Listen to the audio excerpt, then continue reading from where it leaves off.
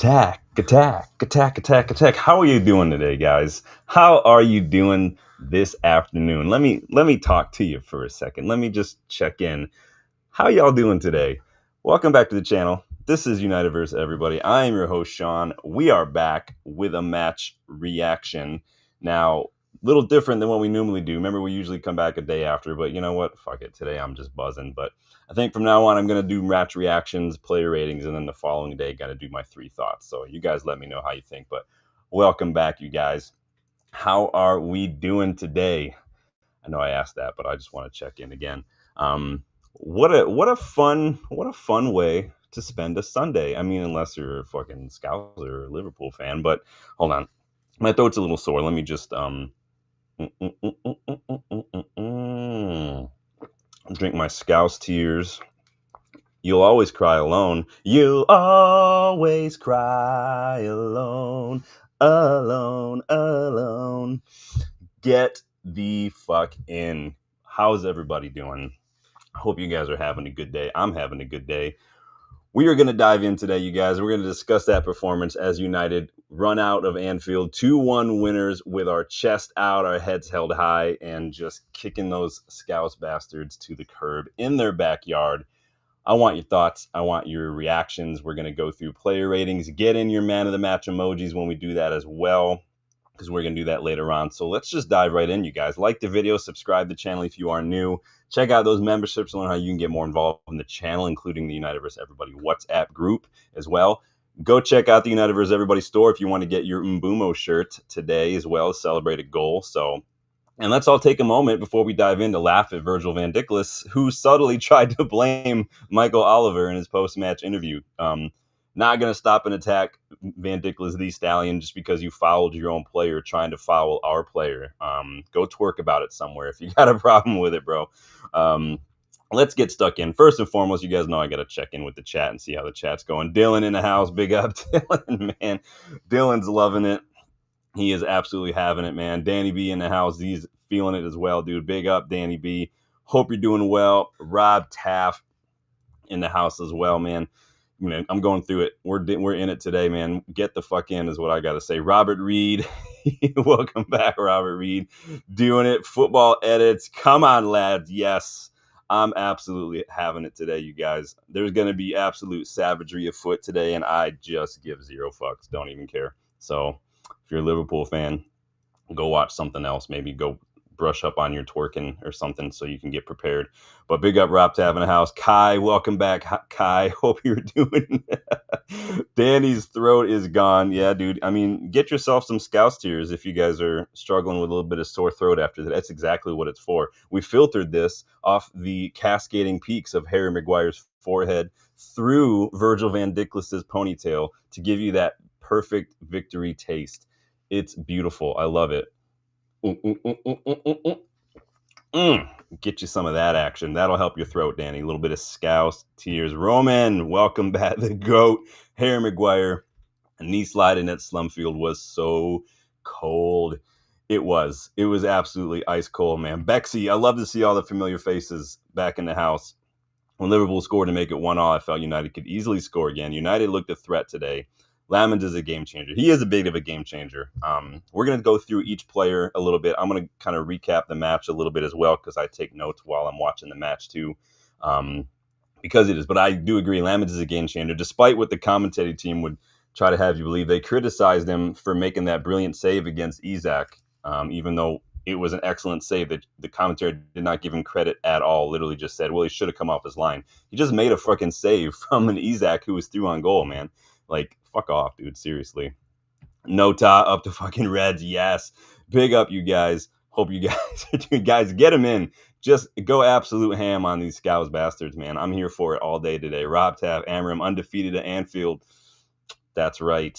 I love it. Composed views back in the house. It's somehow sweeter we didn't play well. I thought we played really well in the first half. I thought we definitely controlled them. We definitely came in on the front foot. We were passing it well. We were energetic. We were aggressive. We were pressing. I thought we were very, very, very good. And then I thought we took our foot off the gas a little bit towards the end of that first half.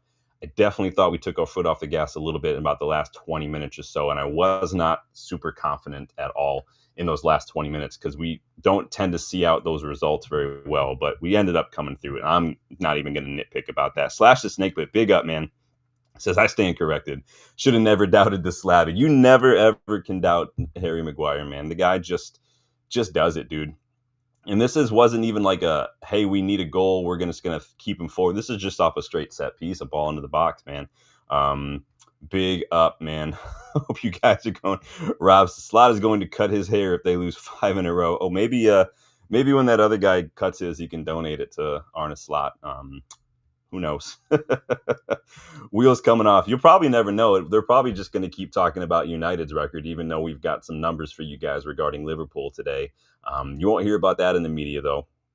As soon as the media gets another darling to prop up, probably going to be Arsenal, then you'll see them go a little harder on Arne Slot. But I told you guys, once Arne Slot started to implement his tactics and his system and started to build, that was going to be the true test. He got one final year out of players under Jurgen Klopp who had won stuff. And once those players started to get sold or started to drop in form, then we're going to see what happens. And we're seeing what happened. The guy couldn't win the Eredivisie until Ten Hag left that league. So just keep that in mind. Nota says Maguire's story arc is like, dude, I want Disney to like pick up the rights to that movie, man. They can start making it right after they make the Leicester 5,000-1 movie. I copyrighted that title, by the way. Don't take it from me. Then it says Slot playing Eric Ten Hag ball. Yeah, I mean, to be fair, they did win the league. You got the last little bit out of that squad, but it's similar to Arteta. Now we're going to see what happens when they actually start doing stuff. You've got guys like Florian Wirtz and Darwin Nunez coming on, not doing anything. Frimpong cooked Dorgu a few times, but other than that, hasn't really done anything in the league this year. What has Isak done since he joined? I mean, let's be quite honest, man. Danny says, build the statue. You know what? I'm absolutely here for it, man. At the new stadium, let's go ahead and drop that Harry Maguire statue in there, man. If we would have won the Europa League, I definitely would have pushed for a Harry Maguire statue. Just that knee slide statue, man, like the Henry one, man. Bexy says, Cunha adds great quality. Big player for the big occasion. Dude, Cunha gets it, man.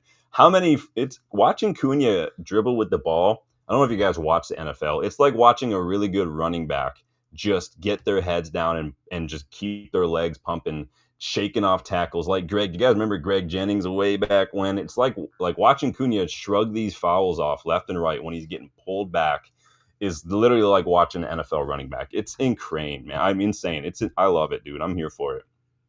Roman says, you hear him crying about Micah Oliver. That was never a yellow for Ahmad. Don't get me started on that. That was absolute nonsense. Only Manchester United players get yellows for winning the ball. He wasn't tackling. He literally swung his leg. It wasn't like he came in with his foot. He swung it and won the ball. Like, only United players get yellow cards. It's absolute fucking horseshit. I'm so done with it, dude. It happens only to us. You remember when we got a goal disallowed?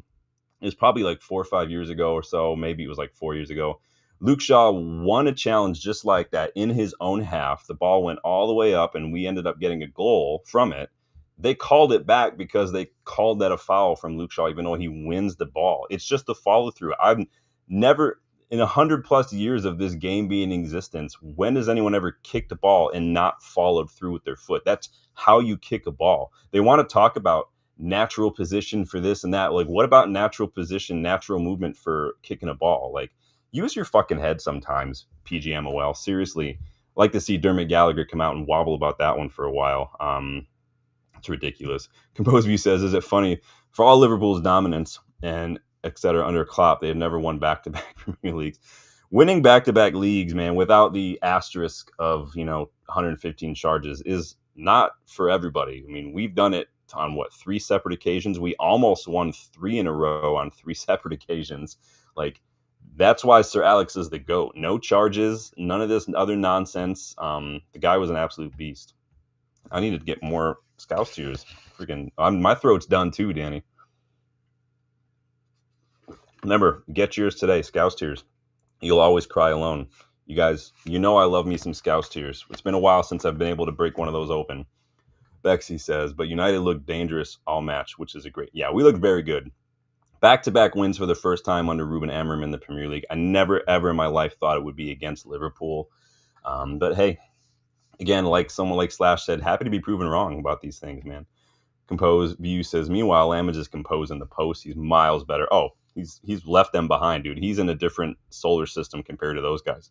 Like, he's absolute garbage, dude. He's absolute fucking garbage. Binder and Onana. Becky says, if we had Onana in goal today, we wouldn't be leaving. Oh no, some of those you could see some of what Lemons was doing. Onana's not like Onana wouldn't have saved that shot from Isak easily. He would not have stopped that at all. So we're gonna dive into the match real quick. Some news. So Ange Postecoglou got sacked yesterday. If you guys saw, I was watching that match. Forest, I thought, looked good for like the first 20 minutes, but they just could not put away their chances. They had some clear chances. I mean, it sounds familiar being a United fan. They just kind of like gave up. It was like if they weren't going to take advantage of that early storm, that early energy, and those chances, it wasn't going to happen. That's not Ange Postecoglou's fault. That's just it is. The owner was there. I forget Marinakis, is that his name? Did not look happy. Ended up leaving at halftime. And then literally 20 minutes after full time, after Forest lost 3-0, they announced that Ange was sacked, man. Literally not even enough time for him to make it to the dressing room and like talk to his team or anything, man. I almost feel like the owner had that in mind when he left, like almost when he got there today. I don't understand why you don't just sack him before the international break. I don't get what the point was. That's like 40 days in charge for Ange Postecoglou. I don't know. Is that too soon? Was that enough time? Was he ever the right guy? I don't know, man. That owner, though, was an absolute piece of work, dude. It's fallen apart. Once he brought in, who did he bring in, Edu and whatnot, like, once they did all that, it was fucking curtains, man. When they sacked Nuno, messed up, dude. Danny says, you see the Lamens punched Acuna from the corner? He meant to do that, dude, because Lamens controls the box. How many times have I said it since you guys have been watching? That's one of the most, like, underrated qualities. That's why I put it almost like it's like neck and neck and top priorities for me with keepers when it comes, like, compared to making saves. Control your area. You can eliminate so many conceded shots just by controlling your area. Now, I wish we would have done a little better later on when we were kind of sitting 6 in the box. Nobody was doing a good job of clearing anything. That's why they got the equalizer that they did. But that's just defending. It just got too passive in the last 20 minutes or so, and we were just kind of walking around, and it was really, really annoying. Big up Gary says, hold that, Liverpool. Absolutely, man. Big up you guys, man. I'm happy to be here today. Normally you guys know I don't do the initial same day, but I'm changing up my format a little bit. From now on, we are going to do an initial reaction, and then the next day I will do my 3 thoughts on the match. So that's what we're doing today. We will be doing a player rating as well. So members, get your man of the match emojis ready later on because we're going to be going through these players one by one. But let me see. Gary says, Forest owner. Dude, he's so weird, dude. That guy is so weird. He's absolute. Like, he's a piece of work, dude. Rob says, it's huge having competent. Yeah, it does. It's that. We've talked about that. Dylan mentioned this in his start against Sunderland. Like, it's like that positive, the positive side of the O principle where, like the O principle says, a player's negatives will multiply because they impact their teammates. And I think, again, Lamin's positives, i.e. his command of the box, they give everyone a little bit more assurance. I'm telling you, my throat's gone, man. More Scouse tears for me. All right. Let me get that one here. Danny says, especially if we're winning, you do more match reactions. It could be the stout that's giving me the confidence and the energy. It could just be I'm trying to maybe just you'll notice there've been a couple little changes here and there on the channel recently, so I'm just trying to get a feel for how I want to do things moving forward. So this is one of them, mostly just because I like hanging out and chatting with y'all. So Bexy says, I felt bad for Ange. He came in the wrong time. Sacking him after the game is a disgrace. I told you guys, man, money and shit like that, it's gonna make it unwatchable. It used to be, you had managers like Wenger, Fergie, and even Pep, who were here for a while. Now the average tenure for a manager is what, like 16, 20 months or so, 18 months. It's not that long. It's really bad. I don't feel bad because they get a lot of money when they get sacked. I mean, I would love to be manager for a day, get sacked, and walk away with $6 million or something. I would happily do it. I mean, whistling right out and be like, cool, Awesome. I don't have to do anything ever. But um, Adrian C, welcome back. Says Amram era has begun. We'll see. We'll see. I'm not getting too gassed in that regard. We can be buzzing about the result and the performance and laugh at Liverpool. If you can't do that as rivals, like what football's not for you. I'm here for the tribalism. I'm here for the rival. I'm here for the banter. I don't really care. Um, Gary says, I want to see media go all in on Liverpool now. 4 games lost in a row. That crisis surely. No, you won't see it, Gary. You won't see it. They'll find every excuse. They've been wheeling out all the excuses they can for Florian Wirtz. Oh, it's a team in transition. Oh, it takes time. Fuck that. Absolutely fuck that. If it were any United player, it would be the exact opposite. And they know it. And they don't care. And they're just unashamedly, transparently biased. Justin's in the house. Hope you are doing well. Yeah! It's good to chat with you the other day. I got talked to him for like an hour. I haven't talked to him for a minute, but good to see you, man. I hope you gave Noah just the eyes, just at church, just across the auditorium. Just give him the eyes, man. I don't care if I was there as soon as that final whistle blew. I don't care if it was in the middle of a sermon or a prayer. I would have been up, bouncing on the chair, screaming, running through the hallways, out to my car, peeling out like Vin Diesel, just gone, dude. I don't even care. There'd have been a Sean-shaped hole in the windows of the church, dude. Unless they have the child lock on. Haha, Bill. So big up, man. Big up, Jim. Good to see you again. No problem, man. We're still just kind of shit talking. We're doing a little news. We're talking about Ange Postecoglou getting sacked a little bit. So let's see what happens. Let me get caught up in here. Yeah, they're not gonna talk about that, man. Liverpool, they're still their favorites, so they're gonna do everything besides wipe their asses for him. Danny, I'm telling you, man, he who shall not be named, Adam Wharton, they're all sitting there, dude. They're just sitting there. Anybody who's on Hayden Hackney watch, he had an absolute beast mode match yesterday for Middlesbrough, or the other 2 days ago for Middlesbrough. Just saying, he's it there. Slash a spare thought for the children Jamie Carragher is going to spit on while driving home. How is that even allowed, by the way? How is he not given a citation or something for doing that? Like, I don't get that at all. If they deem it so bad in football that they will literally ban you for like 4 matches for doing it, why is that not illegal in the UK? Spitting on someone, especially a minor, could that not be construed as like assaulting a minor, basically? Dude, Roman, I'm telling you, 8 minutes was an absolute piss take, man. 8 minutes was an absolute piss take. I don't care how you slice it. I don't care. 8 minutes was so bad. I feel like that was Michael Oliver tacking on the time wasting that we were doing on throw-ins from the first half, but it should have been done in the first half. I don't know, man. Michael Oliver just loves to be the star of the show, man. Seriously. I posted a little bit of an update yesterday on Loan Watch on some of our youngsters. Plenty of our youngsters who are out on loan were involved over the weekend. Special shout out, though, to a couple before we dive into this match. Radic Vitek, another man of the match performance for Bristol. They beat Norwich 1-0. 4 saves he made on the day, all from inside the box. Just sell by and dear, bring in Vitek, man, and let him and Lamens duke it out. Ethan Wheatley, man of the match with a goal as well, as his Northampton side beat Doncaster over the weekend. Toby Collier got an assist as West Brom beat Preston as well. If he does well, Toby Collier, is he still 21, 22 now? Do we maybe bring him back and buy a midfielder? Maybe we don't have to buy 2. Would you bring Collier back, you guys? Let me know. I know some of you wouldn't have let him go. He wasn't playing that much. He'd only played a handful of matches for us, so...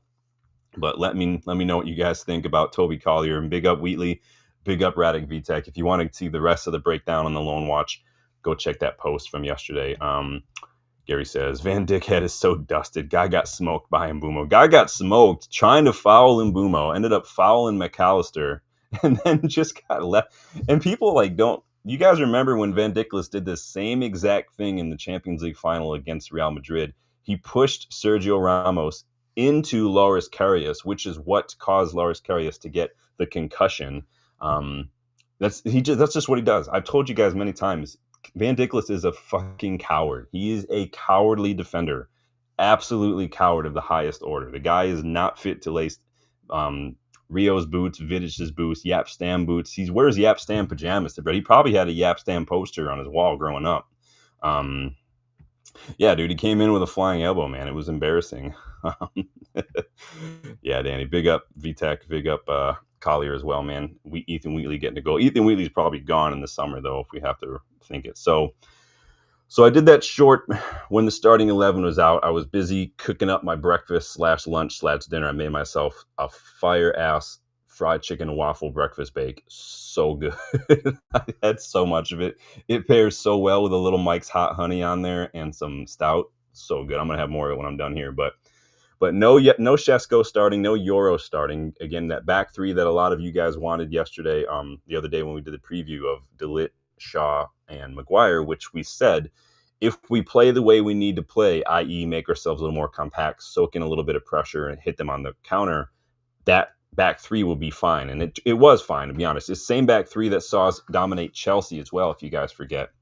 And then instead of Shesko up front, it was Mount, Cunha, and Mbeumo. Mount, who's been in good form. Cunha, who's really, really, really needing to go. You could tell the guy he gets it. Like he's such a fighter. He's an absolute beast, but he wants a goal. And then Mbeumo obviously scored the goal. That meant Dalot was on the left wing back, and I've got thoughts on Dalot, but I'll let you guys tell me your thoughts on Dalot. Ahmad on the right, who I thought did very, very well. And then a second start for Senna Lamens as well. So, and then Bruno Casemiro in midfield. What are you guys saying here? Roman says Klopp, Salah, Van Dijk, way too overrated. Yeah, Klopp is one of the most overrated managers I've ever seen in my life. It's literally just hoof it long and let's see what happens kind of a thing. That's just all it was, man. Danny says low mid block was perfect. Yeah, it's exactly what Oliver Glasner does at Palace. And it's one of the things that I've said many times, Danny. Like Amorim doesn't need to change formation or anything. It's just, and it's not even changing this system. It's just, hey, sit back a little bit, make us a little harder to break down. Now, I thought we were cut open a little too easily on several occasions. Just literally one ball from like their third got all the way into ours, and we almost conceded a goal because of it. Goalpost saved us, but we've got to do better with that because it's not good enough. We've got 5 bodies that are between the 3 defenders and the 2 midfielders. That ball should not be getting all the way through there like that. So Danny's calling it already. Cunha's getting 2. Cunha, man, he's a man on a mission, dude. He absolutely he wants it. You can tell. And I feel like someone said earlier, like once he gets one, the floodgates are going to open, I feel like. And so 62 seconds into the match, Mbeumo scores for that whole Van Dijk shambles. Second fastest goal in this fixture in the Premier League era. Trivia for anybody who can tell me who scored the fastest goal in this fixture in the Premier League era. Let me know in the chat. Again, just a brilliant little counterattack. Ahmad lays the ball off perfectly. Van Dijk just lets Mbeumo run right by him. And we get in 62 seconds in, and I'm absolutely already screaming. My dogs are freaking out, and I'm here for it, man. I love it. And I thought it was kind of exemplified the way we played. We were energetic, we were aggressive, we were controlled, cutting off passing lanes when we didn't have the ball. I thought Cunha and Mount did a very good job of doing that. If there's anybody that was probably worrying throughout the match, it was Dalot. I thought that he was very poor defending 1v1s. He never quite looked too confident and comfortable on the ball. He didn't really want to get too tight to his man.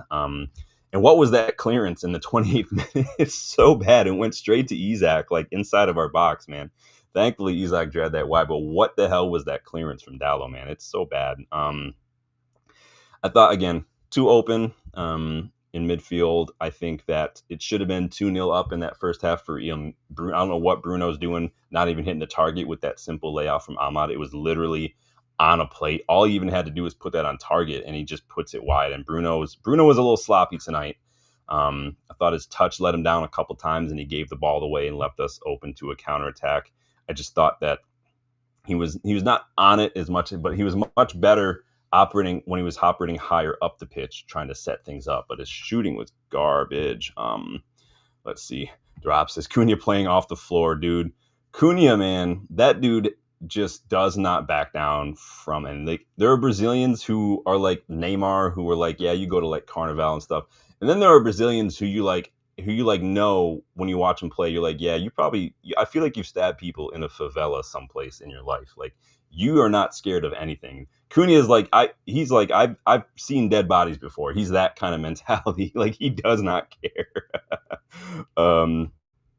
Nota says, always dangerous to score too early, but we held on. Yeah, it was weird. I looked again. I was like, oh man, we scored in the first minute and haven't done anything since. So I thought Lamens was brilliant. Did well to deny Isak again, like I said. Really good. I'm just going through a little bit of the match, and then we'll do player ratings. I thought we moved the ball pretty well. We did some really good triangles to kind of escape pressure and kind of just control possession a little bit, especially in those wide areas. I thought we were doing really, really well. I thought we did a good job of keeping Gakpo, Isak, and Salah out of the game altogether. If I'm being honest, I thought we did very, very well. I thought Michael Oliver was turning a little bit of a blind eye to a lot of the fouls that Liverpool doing. There were so many times we should have had a foul, and he just did not. I mean, Mumo, these guys are getting pushed and pulled all over the place, man. And there was opportunity after opportunity for Michael Oliver to pull it back, and he just didn't. And it was getting on my nerves, man. What are you guys saying here? Trini Red Devil, welcome back. Good to see you again. Liverpool were nervous. I feel like I don't want to. I'm not going to complain, but I feel like it's getting to a point with Liverpool now where they're starting to like not be able to ignore like all the chatter about 3 losses in a row. Now it's going to be 4 losses in a row. All that chatter, I think, is starting to get to them. And I think you might be right, Trini, that it looked like maybe it was like, if you read this book, there's a book behind me, one of my favorite books, 12 Yards. You can see it right over my shoulder here. It's all about penalty kicks. And in it, Ben Littleton's the author. He talks about England's shootout record and how there's actually a correlation between just the history and the pressure and all the year after year of like England are bad at this at shootouts. That starts to actually impact their performance in shootouts. Maybe that's what's going on here. I don't know. I don't think there's enough criticism of Liverpool to warrant that, because it's not like the media are talking about it or anything. But Jim says scary in parts, but we deserve to win. Bruno was stop better players coming through. Yeah, he's got to do better. Going into halftime, I was buzzing. Not 100% confident, like you guys are saying. I would have felt 10 times better if we had put away another one of those chances we really should have done, because we knew they were going to maybe come out swinging. And I thought we looked a little vulnerable at the back, especially Dallos. And they did come out. They kind of wrestled a little bit of control back later on, and we took our foot off the gas a little bit. There were some warning signs. They nearly got one back a couple minutes into the second half.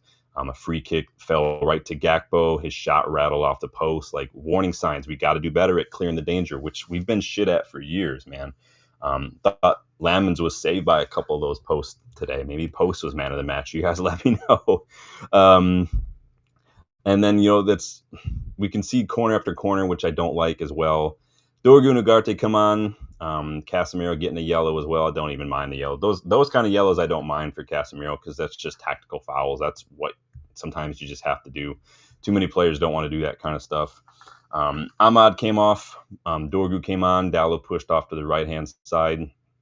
And I like what we're seeing. It seems too like, I don't know if you guys have noticed this, that someone I think mentioned it in a match preview. We're kind of jumping on the long throw-in bandwagon, because Dallo's when we win a throw-in in the final third area, Dallo's always the one who takes them, and he always throws them into the box. So seems like we're jumping on. Like I said, I threw out those numbers the other day, where last season it was like 1.5 long throw-ins per game, and then this season it's already like almost 3 times that much, and like half a dozen goals have been scored as a result. Like, it's the new thing now. It's just get the ball in the box, and then we'll just make something happen. So I don't have a problem with it if we score, but we don't look very good defending those situations. So I thought that Shesko maybe needed to do a little better with that chance he got. He took a little too long. Looked like he got caught between 2 minds. I thought he had really good control with the chest to bring it down.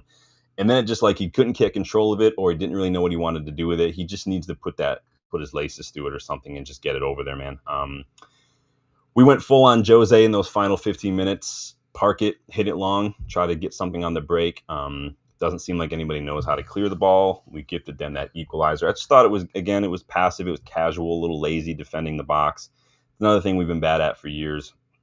And then Maguire pops up after they score that equalizer. It was within a couple minutes, I think, and gets that equalizer. And God, we needed that so badly. Like, it's going to be so good for him. It's so good for us. I just love it, dude. It's absolutely what we're here for. We held on. We weathered a late storm. We made it 2 in a row in the league. Finally, this was not the fixture I thought we were going to get that in. And it makes Ruben Amorim the first United manager to get a win at Anfield in like 10 years. I think Louis van Gaal was the last United manager to do that. Puts us up to 9th now, which I love. Top half the table. Always happy for that as well. And we got 13 points. It's 2 points behind Liverpool now. We're 2 points off top 4 now. Dylan sent me this as well. Let me put this up on the screen. So apparently we've now won away at the defending champions in back-to-back seasons for the first time in 117 years. So we got a 2-1 win at City last season and a 2-1 win now at Anfield against Liverpool. So big wins. I like that a lot. You guys know I like the records that make us look good. I don't like the records that make us look bad because, I mean, reasons, right? I mean, it doesn't take any rocket scientist to figure that one out. So but that was pretty much the recap. Let's rate these players, you guys. Make sure you get the likes and subscriptions and the shares, and go back and hype the old videos, please, for me on your phone if you could do that for me, because YouTube makes you do that. But it is the best way now, apparently, to help the channel grow and reach 3K subscribers until YouTube decides to come up with another way to do it. Roman says, I think for how much talent and flair he has, Xerxes hasn't given a fair chance. I could see him giving us Berbatov numbers. Yeah, Xerxes never going to be that 15, 20 goal a season attack. He's just not. He really isn't. If we were in Europe, if we were in the Carabao Cup, he'd probably be getting more minutes, but I don't have a problem with it. He'll probably get some minutes soon. Mbeumo's going to be, I mean, we're only playing one match a week, and so he's really got to show up in training and show that he can do it, but I hear you there. Bexy says, as I've said before, if United sign an elite midfielder and a decent left wing back, United will be challenging for the title. Yeah, Dorgu's got really good qualities. I can't blame him too badly for getting cooked against someone like Salah or like Frimpong, who's just faster. He's just quicker. But what bothers me about Dorgu when he's defending on the back foot in those situations, like just outside of his box, squared up 1v1, his body shape is just all wrong. Like, he's squared up straight. He needs to be kind of standing off to the side a little bit. He's not great defending in those 1v1s. He's definitely like, I want to get the ball, I want to run forward, kind of a fullback, which is fine. And he's young, so I'm not going to go in too hard on him. But he's young, so we'll see what happens. But Leach will be back soon, and then we'll forget all about it. So let's do some player ratings, you guys. Get your thoughts in. What did you make of Senna Lamens today? Let me bring up his numbers here. And then don't forget, members, you have the man of the match emoji. So when we get to your man of the match, you let me know. We're going to be doing keepers, defenders, wingbacks, midfielders, 10s, and then striker in that order. So get yourself prepared. So Senna Lamens today was man of the match on FootMob. 5 saves in the match, which was really good. 4 saves from inside the box as well. 2 high claims. Really good. I like that a lot. So what do you rate Senna Lamens at today? Let me know in the chat. Was he your man of the match like he was on FootMob? Was there somebody else? It's hard. It's always difficult to give the man of the match necessarily to the keeper when we win. Usually it's the person who scores the match winner who gets the man of the match. But let me know what your ratings are for Senna Lamens. I want to know what you thought of our new keeper in his second start in the league against our big rival. This is why I would like when we played City and everyone's like, we can't start him against City. We can't start him against City. I was like, yeah, we can. He can do the job. He's just fine. I love Scouse Tears. They taste so good. But let me know what your ratings. Danny's going with an 8 for Senna Lamens. Yeah, I thought he did really well. He looks composed. He looks like confident in those situated like that 1v1 with Isak, like made that brilliant save, comes out, grabs the ball, punches the ball, like you said, punched it straight to Cunha, launched another counterattack, even though they tried to pull Cunha down about 8 times. There was one time, this is what it reminded me of when I watched that last part where he's getting pulled all over the place. In college, I played like flag football intramural, and I was playing receiver one game. And I caught the ball, and I was gone, right? And I wasn't the fastest at that time. But this other guy from the team chased me down and just dove and grabbed me by the shorts and pulled my shorts down. That's what it reminded me of. And I kept running, and I kept running. Eventually, I fell. But I'm like, dude, what are you doing? It's flag football, bro. Jim says 8 as well. Yeah, it's hard to give him anything lower than that, right? Bexy says a 9. Again, if Onana or Bindy were in, we're not leaving with 3 points. Yeah, I fully agree. I've said that many times. Roman says next time we need a proper sub for Ahmad. Finally, someone who's clearly better than Dorgu. Finally, a midfield rebuild as well. Yeah, we need a little bit of help up front, but I do think midfield's definitely my top priority for the summer. So, Sen Lamens, couple 8s and a 9 so far. So keep getting those in. We're going to go on to the next player here on the list. Luke Shaw. What do you guys make of Luke Shaw today? Probably not a huge flashy performance from Luke Shaw. Didn't really see a ton of the ball. He was really there to kind of sweep up, play a little bit of long balls. He made a tackle, couple clearances, got an interception. Really, what he did again, like I said, kind of there to sweep up and just get a hold of any heavy touches and stuff. Guy made, he completed 5 out of 6 of his duels, all 3 of his aerial duels, and 2 out of 3 ground duels. Like, he did a really good job of just doing the simple things well, Luke Shaw, which I don't have a problem with. I'm not gonna build around Luke Shaw moving forward, but he did just fine. There was one clearance too where heavy touch and he just came out of nowhere and just poked it away, and I was like, that's clutch. That's absolute clutch, and I don't have a problem with that at all. Yeah, I think Montato, Camison, I think those guys can come in and start subbing. We didn't need a Roger Fernandez. We didn't need a Giovanni Quenda. We can get one of these guys in. We just need to sell Dallo, personally. He's got to go. Bexy says 7 for Shaw. Looks too much like Jason Statham. All right. I mean, he's got about 1,000 more hair follicles than Jason Statham, but I thought he did just fine today. I think that in that role where you're allowed to get out a little bit, maybe get forward a little bit, but also just not have to run up and down the pitch. I think that we said this when Ruben Amorim was appointed. Like, this is probably the role that Shaw is going to play. Then he says a 7. So we got a couple of 7s. Jim says a 6. All right. Big up. So around that 6.5, 7 mark for Luke Shaw. No problem. Keep getting your ratings in. Let me know. Put the name in with the ratings too, so we know who you're talking about as we go along. What about Big Matty Delight? Isn't it delight? Afternoon delight. What do you make of him today? I thought he was a big guy, so he didn't get a lot of the ball today, which is fine. He's a defender. I don't really care about that personally, but didn't really do anything with long balls. He made 5 passes into the final third, but didn't complete any of his long balls. But again, didn't have a lot to do, really. He's there to make clearances. He only attempted 3 duels. He won 2 of them, so I'm not going to complain too much. Just a bit of a quiet day for them. We were limiting them quite a bit, which I don't have a problem with. But quiet day is not necessarily a bad day. So Jim says a 7 for Delit, 7.5, says Danny. All right, I'm having it. Nota's giving him an 8. Yeah, Delit did just fine for me. Now you're going with a 7. He changed his mind. Bexy says 8, great, consistent. Yeah, honestly, that's probably the best shout. He is my next captain, personally. I think that when you captain Ajax as a teenager, again, it's like Ruben Neves, it's like Boubacar Kamara. Like, you're captaining these teams as a teenager. There's something there. Roman says, the biggest question I have on Ineos is, will they ever spend big and buy the Mbappes, the Isaacs? I would never want us to, the amount of money it would take to get him. I don't want Mbappe. I don't really rate Mbappe all that highly, to be honest with you. I think the guy's an absolute little D-bag, but I would spend bigger on someone like Adam Wharton, for instance. I think that would be someone that I would go ahead and spend a lot of money on personally. If you wanted someone like Ashraf Hakimi, that'd be somebody else I'd go spend money on. But Adam Wharton for sure is the guy that we need to go look at, because I'm not going to spend a lot of money on Baleba. I don't think Baleba is as good as what Brighton would want for him. But Wharton, throw down whatever Crystal Palace want for Adam Wharton and go get him. But you guys let me know if there's a player, if there's 100 million player out there, who would it be for you? Who would you want if it was just whatever your price is? Ineos, go break the bank.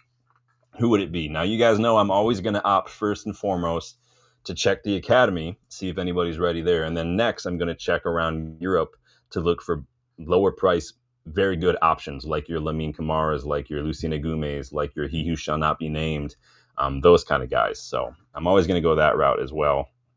So, but Delit, sounds like you guys are going like 7, 8. We'll give him a 7 and 7.5. What about Herodona himself, Herodinho? You're a wizard, Ari. What do you think about this guy? I read from Statman Dave that Maguire now has more league goals at Anfield than Isak, Ekitike, Florian Wirtz, and Mo Salah combined. Suck on that, Arne Slot.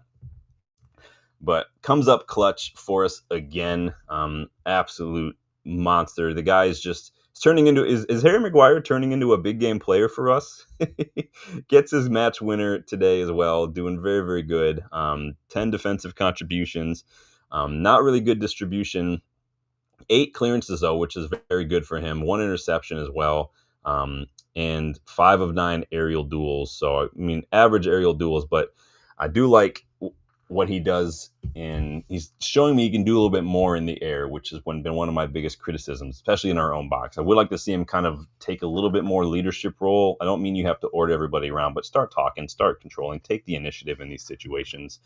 Then he says Anderson, Wharton. Yeah, that'd be a perfect combination. That's your midfield sorted for like the next decade. Problem solved. Figure it out. Kabi, Ugarte can rotate in. Maybe you could keep Collier around if you want to sell Ugarte as well.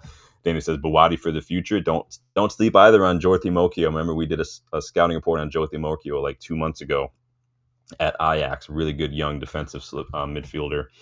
Danny's giving Maguire a 9. Big up. And again, don't forget, man of the match emoji. If you remember, let me know who your man of the match was as well as we go along with this. Jim says 7 for Maguire. It's a bit low, Jim, but I'll respect it. Bexy says Wharton is class. Yeah, Wharton is the closest thing I've seen to Michael Carrick since Carrick retired. Bexy says 9, although I think this is last season. Listen, if Maguire wants to stay for another year, if he wants to retire here and drop his wages in half, I have no problem with it. I really don't. It saves us having to go find another defender. And it's really, to me, it's more about Shaw and Licha. Those are my 2 biggest concerns right now. And then Maguire is like 3rd on the list. But need to figure out if Licha can stay fit. We need to figure out if Shaw can stay fit. And then we can figure out what to do. But Maguire can't stay on this current contract. It's not going to happen. Roman says he was only 9, the only thing off today. Yeah, his long balls weren't that good today. But what you going to do? But yeah, for me, definitely up there for a contender for man of the match. You guys let me know as we go along, because Maguire, I thought, had another excellent performance. Amad Diallo. What do you guys think of Ahmad today? I thought he and Mbuma are developing a nice little relationship. I thought Ahmad looked very comfortable today, very composed. Provided the assist for Mbuma's goal. Completed 22 out of 23 passes today. Created 2 chances today, which is very, very good. Completed 1 dribble out of his 2 dribbles. 3 passes in the final third. He's just got to do a little better off the ball, because he's only won 1 duel, no tackles, no nothing like that. So I know he's not a defender, but if you're playing wingback, I need to see just try to reach the next level when it comes to off the ball. Now, he's a small guy. He's not going to do, but where he does excel is kind of pouncing on those sloppy touches and those loose touches from the opposition defenders. We've seen him do that many times. We've seen him that lead to goals, man. That was one of the goals he scored for his hat trick last year against Southampton. Pouncing on that ball, winning. He did the same thing against the Scousers in the FA Cup 2 years ago. That he's very, very good at. But when he's on the back foot, I need to see him just do a little bit more. Just put your body in the way sometimes. What are you guys saying here? Then he says Ahmad 8.5. Yeah, it's hard to give someone who provides an assist a low score, right? Jim's going an 8 as well. He's looking like just more comfortable. We do need some competition for him, because he has been blowing a little hot and cold this season. So if he is off the boil a little bit, I do need to see someone come in and maybe just take over that a little bit. Now, that's what Dallo did. But Dallo, we can't go from Ahmad to Dallo, because it's not an upgrade in my opinion. Roman says he grilled Kirkes today. And Roman, you bring up something I wanted to make sure I touched upon.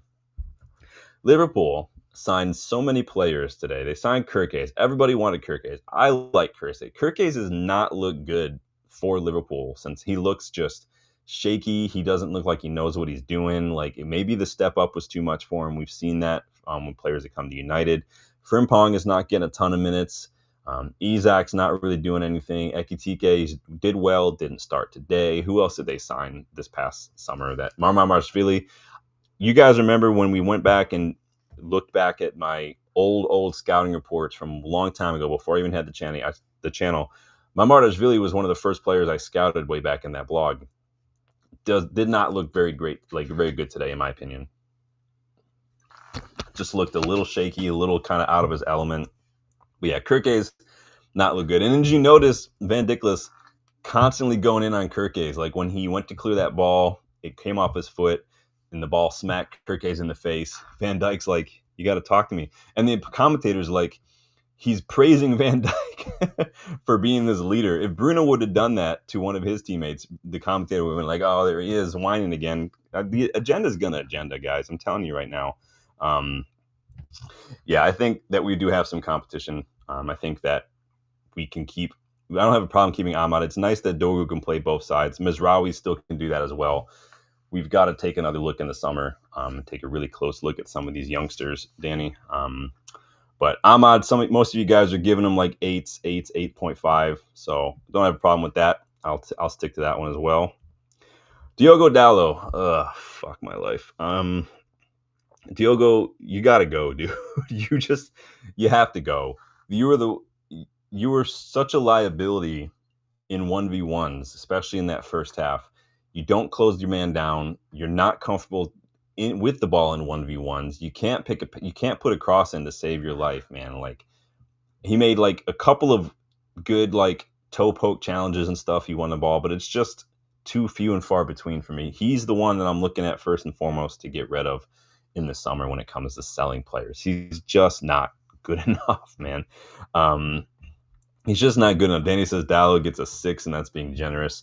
I mean, I'd probably give him like a 5. I'd even go for 4. And a 4 is probably up from a 3 just because of some challenges that he did. But whenever the ball would get on Liverpool's right, our left, and Dalot was playing, I would just get worried because he's just not getting tight enough to the opposition player with the ball. And it's allowing them so much space to do whatever they want, i.e. put a ball to the back stick or something. We've conceded so many goals because of Dalot's inability to just get tight to his man. I'm not saying you got to go up and foul him, but just you got to get closer than like 5 yards away, dude. It's not helping. Danny says we should have had Wesley Franca or Roger Fernandez. Didn't Franca end up going to like Roma or something, if I remember correctly? I can't remember now off the top of my head. Roman says, geez, bro, Dalot was a 2. He was letting that entire left side down. Very disappointing. Yeah, we don't have any other options, though, unfortunately. I mean, Mazraoui's not quite fit at all. Ahmad's not a defender. Dorgu, maybe there's an argument that Dorgu could have started, but I thought maybe Amorim thought Dalot would do better physicality-wise, because I do think Dalot is an athlete. I do think he can get up and down the pitch. I don't know why he's so afraid to just get stuck in. I don't get it. That's a mentality thing, personally. But Dalot, you guys are giving him some 6s. I went 5, and that was being super generous. Roman's going 2. We'll split the difference and give him a 4. How does that sound? Casemiro. That's the only picture I could find from Casemiro from the game today. So you guys just got to deal with it. Casemiro, I don't even have a problem with the yellow, to be honest, because that's just when you're at that point in the game, it doesn't really make a difference to me. It's tactical foul. He did what he had to do. I don't really have a problem with it at all. Thought he was doing well. He and Bruno, I thought, controlled the mid when we had the ball or when we were fighting for like second balls.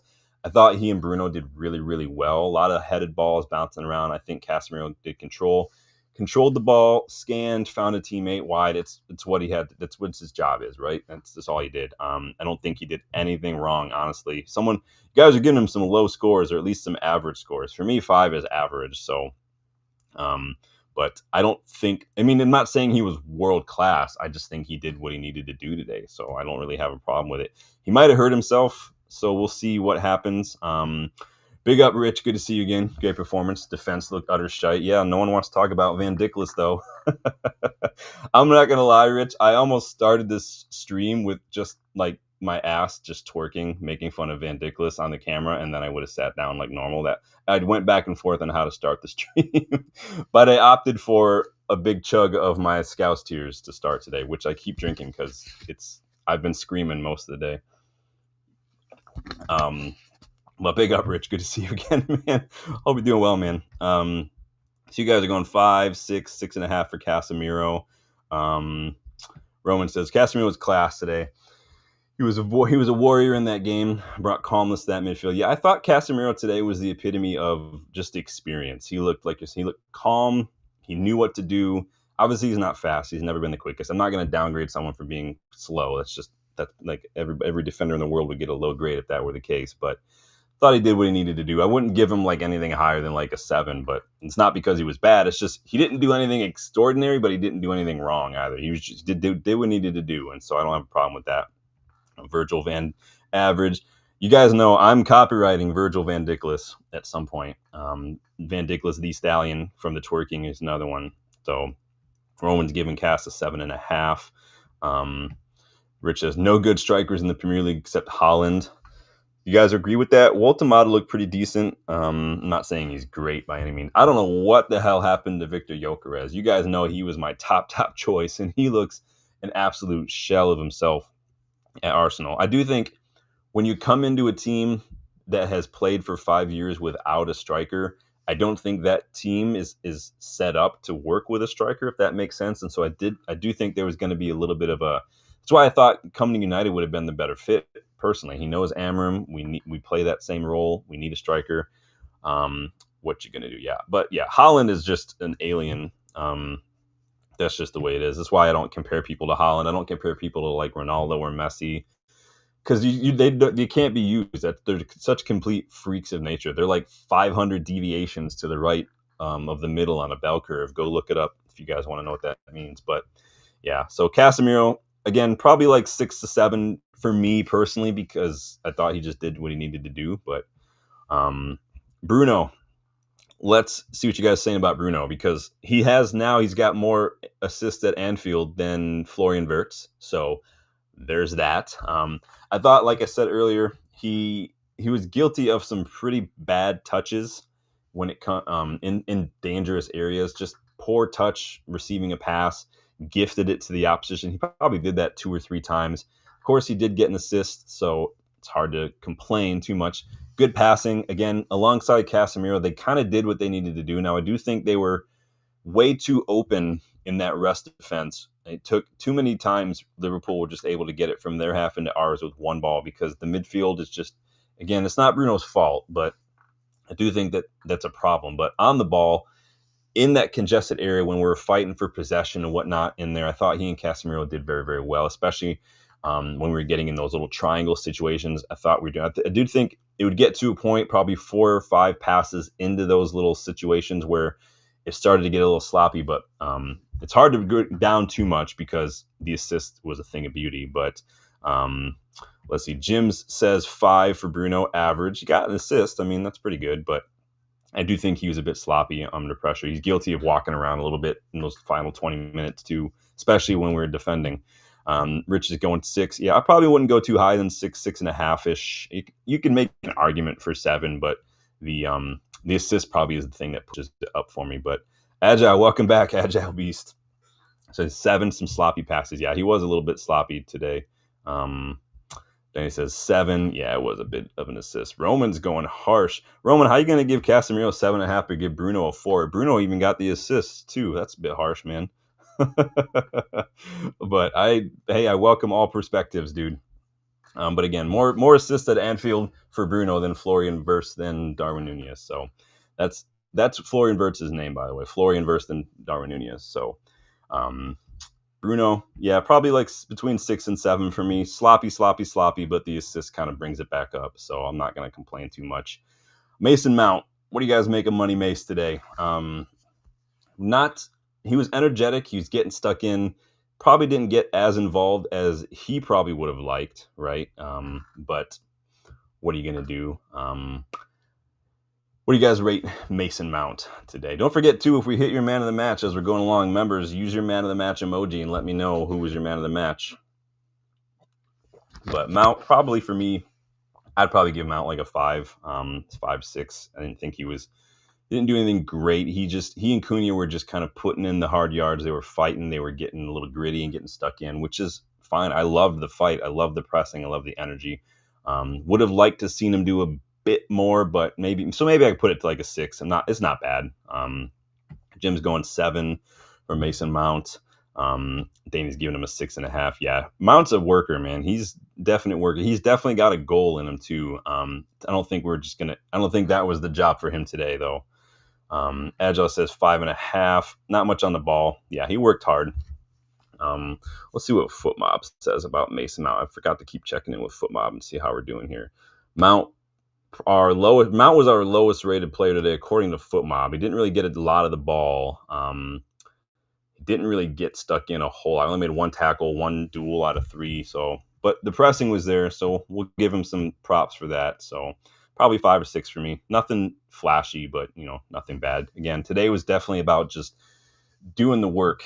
Basically, just getting stuck in, getting your head down, putting in the hard yards, running that little extra bit, pushing that little extra hard, and that's what it was about today.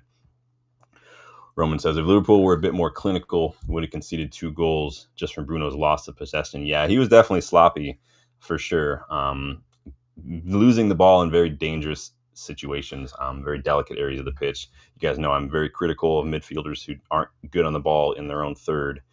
But you keep getting your ratings in Mason Mount. Brian and Mbumo obviously got that goal 63 seconds in, which is the second quickest in the history of this fixture in the Premier League era. Did you guys? I asked you guys who was the quickest to score in this fixture in the Premier League era. No one's told me yet. So, a bit of trivia for you guys. You guys have till the video's done. But yeah, Brian Mbumo getting a very good goal after Virgil van Dijk basically tried to foul him, ended up fouling his own player. Mbumo just got right back up, picked up the ball, and found Ahmad, and then kept his run up and completely just dusted Van Dijk. Wasn't even watched him. He just basically jogged right past him. And Van Dijk is just looking around, trying to find someone else to blame for it, like he does week in, week out. Yeah, Danny, Bruno definitely should have scored that sitter from Ahmad. That's why I said it earlier. Oh, Danny, you did say it earlier. I was wondering why you said but earlier, and I was like, oh, wait. That's right. I was like, who was but? But yeah. No, Danny's right. It was Nicky Butt. So big up, Danny. Head of the class for you, man. Mbumo was Jim's man of the match. The emojis don't show up on the streaming platforms. They only show up in the chat. So I can't really do anything about that, unfortunately. It's like that for everybody. Agile says Mbumo 7 got a goal, but he was in clear positions all game, was always an outlet. Yeah, he was an outlet. You can tell he was getting frustrated. When we went in halftime, Bruno was kind of talking to him because Mbumo was getting very frustrated. There was an opportunity for Cunha to square it to him at the back post, and Cunha opted to go for a shot instead when Mbumo was just letting him have it. He was not happy. And we've seen that time and time again. Cunha does tend to hold on to the ball a little too long. He does tend to go a Garnacho route sometimes. Cunha wants to get his goal. I get it, but he's got to get his head up. It's not for the first time that he's done that. And Mbumo was getting frustrated. Bruno had to go talk to him a little bit, which is what captains do. Roman says, Bruno was a 9. Did you pay attention to his pace, stamina, see how fast he was, even close? Dude, yeah, that's why I'm like, I almost wonder if we talked about this in the preview, if maybe there's an opportunity for Mbumo to play in that right wing back spot, depending on the opposition. Like we're in situations where maybe we'll see a little bit more of the ball, maybe having another attacker up there with some pace and some stamina. Maybe that could help. I don't know. But it was a good goal. I thought, did he meg Marmarashvili or did it just kind of bounce? I couldn't get a good angle on it. Someone let me know if he ended up megging him or not. But if he did, that just makes it that much sweeter. Bexy's giving him a 9. Yeah, don't forget, go get your Mbumo shirt in the United vs. Everybody store if you want to celebrate in style. One-of-a-kind design in there. You can see it right below the video player. If you scroll down a little bit, you'll see it down there. But let me know. Also, I need to let you guys know, anything you see in the United vs. Everybody store that says like premium, like men's premium shirt, men's premium hoodie, get a size up because those ones do tend to run a little tighter. So just letting you know. Okay, it depends on how you like your clothes to fit. If you want to go full Jeff Hardy and just look like you're wearing like Under Armour all the time, get your normal size. That's fine. But Rob says, yes, please hit those like and subscribe button for me. I do appreciate that. I can't remember. Was it? Okay. Yeah, it was between his right set. So it was like almost a bit of a nutmeg. Bexy says, the whole United attack is getting better. United become a real threat once Cunha gets a couple. Well, we'll move on to Cunha. What did you guys rate Cunha today? I want to know your thoughts. Agile says he shot under his arm in that square left of his torso. All right, yeah. They didn't really show any close-up angles. I only saw it from like far away. So I wasn't able to get a good eye on it. But so it sounds like some of you are going with Bumo man of the match. He might have been until Maguire. I don't know. I'm still up in the air. Again, like I said, Stenny Lamens was Foot Mob's man of the match. You guys, some of you guys are going in Bumo. So, but let me know your man of the match and let me know what you rate Cunha at today. Danny's giving him a 7.5. So we got 1 vote man of the match for Mbumo. Danny's giving Cunha a 7.5. Roman says, could have done better, Cunha. He got better as the game went on, though. He was a 6.5. Dude, Cunha is he's an absolute beast, man. How many times was he getting pushed and pulled and fouled? I never even saw Michael Oliver play advantage in those situations. She's just like, fuck it. He completed the most dribbles in the match, Cunha, which sounds like a lot, but it was only 2, but still, most out of everyone in the match. He got an interception. He won a lot of duels. It doesn't look like a lot. I mean, it's only 5 out of like 13, but for an attacker, it's pretty good. Danny's going Maguire man of the match. Big up. Have respect. Yeah, I might always lean towards the match winner in those situations, so it's probably going to be Maguire. Plus, Maguire had a pretty good performance otherwise too. Agile's going 8 for Cunha. Jim is going 8 as well for Cunha. Those dribbles, man. He's just, like I said, he's like a running back. He just shrugs off those challenges, man. It's like you guys remember playing Madden when they had like the truck stick. When you're running, you can just flick the stick forward and you like plow through people. I feel like he's got his own little truck stick, man. But so we got a couple votes we got a vote for Mbumo man of the match. Danny's got a vote for Maguire. I'm probably going to go Maguire because I'm always going to lean towards the match winner, the one who scores the goal. So what we're going to do, Roman says he's looking too much for his first goal. Yeah, he should have passed it, but he'll learn. He will definitely learn. Hopefully, he's 26, so he better. And then I read that Mo Salah still as many successful take-ons as Altay Bayindir. So well done, Mo Salah. But yeah, let me know your thoughts on the match if you guys weren't able to catch it live. Remember, the Under-20 World Cup is tonight in a couple hours, the final. They did the bronze last night. I'm pretty sure Colombia won. They beat France. So, but the final is tonight. It is, who's it, Morocco, Argentina, Danny? If I can't remember, I'm trying to remember off the top of my head. I do have a best 11 from that tournament coming out, so I'll do a whole video. It's kind of like, you can call it a scouting report, but it's a best 11 from the tournament. So I've actually made an 11, a 4-3-3 formation, picked what I think were the better players in each position, and I'm going to go through that once this tournament wraps up. So keep a lookout for that one tomorrow. Tomorrow, I'll also be back to give my 3 thoughts on the match. Today, obviously, we went through the match, and then we did player ratings. Tomorrow, I will give my overall 3 thoughts. So I'm kind of splitting it into 2 videos now. A little easier on me, especially today with my voice. Bexy's going man of the match, so big up on that one. Danny says, what time is it tonight? I think it's at 7 p.m. my time, Danny, if that's what you're talking about. It is, hold on, I scroll all the way down. Yeah, it's at 7 p.m. It's Argentina, Morocco, 7 p.m. Fox Sports, Telemundo. So I'll be watching that tonight to do that, and that might impact maybe my best 11. I will say that a couple players from my best 11 are playing tonight, so if you can guess them, well done, head of the class for you. But there are some really good performances going on in there, man. Bexy says, apparently United's bus driver is a Scouser.